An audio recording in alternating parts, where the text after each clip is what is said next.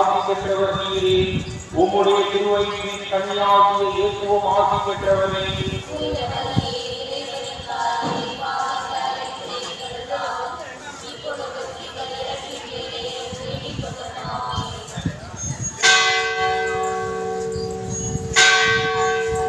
வாக்குறுதிகளுக்கு நாங்கள் தகுதி பெறும்படி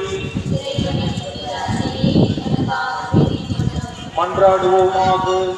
இறைவா, உம் திருமகன் மனிதரானதை உம்முடைய வானதூதர் வழியாக நாங்கள் அறிந்திருக்கிறோம். அவருடைய பாடுகளினாலும் சிலுவையினாலும் நாங்கள் உயிர்ப்பின் மாற்றி பெற உமது அருளை பொழிவீராக.